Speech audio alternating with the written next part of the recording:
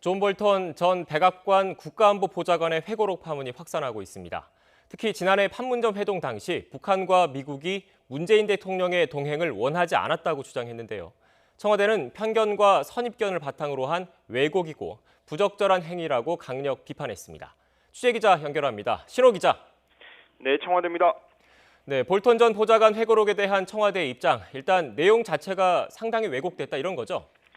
네, 그렇습니다. 오늘 오전 윤도한 청와대 국민소통수석이 존 볼턴 전 백악관 국가안보보좌관의 회고록에 대한 입장을 밝혔습니다. 볼턴 전 보좌관의 카운터파티였던 정의용 국가안보실장의 입장과 청와대의 공식 입장을 별도로 발표했습니다. 먼저 정의용 실장은 볼턴 전 보좌관이 한국과 미국, 북한 정상 간의 협의 내용과 관련한 상황을 자신의 관점에서 본 것을 밝힌 것이고 정확한 사실을 반영하지 않고 상당 부분 왜곡했다고 비판했습니다. 특히 정부 간 상호 신뢰의 기초에 협의한 내용을 일방적으로 공개한 것은 외교의 기본 원칙을 위반한 것이고 향후 협상의 신의도 매우 심각하게 훼손할 수 있다고 지적했습니다.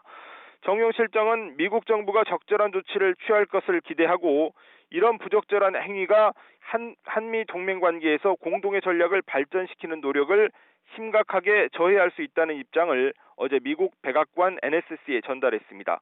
이와 관련해 청와대 고위 관계자는 미국에도 이 대통령의 참모에게는 비밀 준수 의무가 있는 것으로 안다면서 그런 부분을 포함해서 사실이 아닌 부분에 대한 대응을 미국 정부가 판단해서 할 일이라고 말했습니다.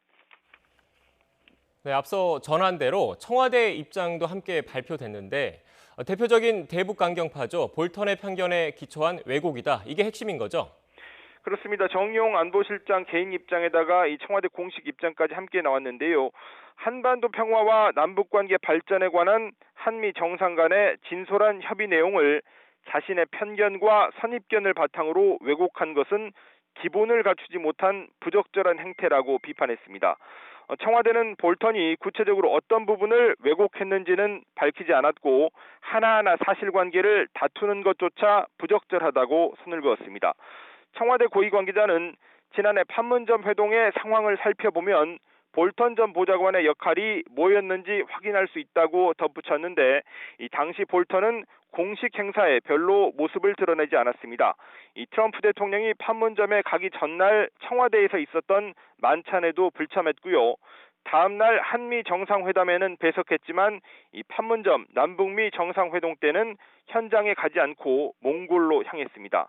그리고 판문점 남북미 정상회동 2달여 만인 지난해 9월 경질됐습니다. 이 부시 정부 때 대북 선제 타격론을 주장했던 볼턴은 선 비핵화 후 제재 완화라는 이 리비아식 해법을 북한에도 적용해야 된다 이런 입장이었습니다. 이 볼턴이 문 대통령의 비핵화 접근 방법이 조현병 환자 같다고 이렇게 표현한 부분도 회고록에 나오는데요. 이에 대해서 청와대 고위 관계자는 볼턴 본인이 그럴 수도 있는 것 아니냐고 다소 감정 섞인 반응을 보이기도 했습니다. 지금까지 청와대에서 YTN 신호입니다.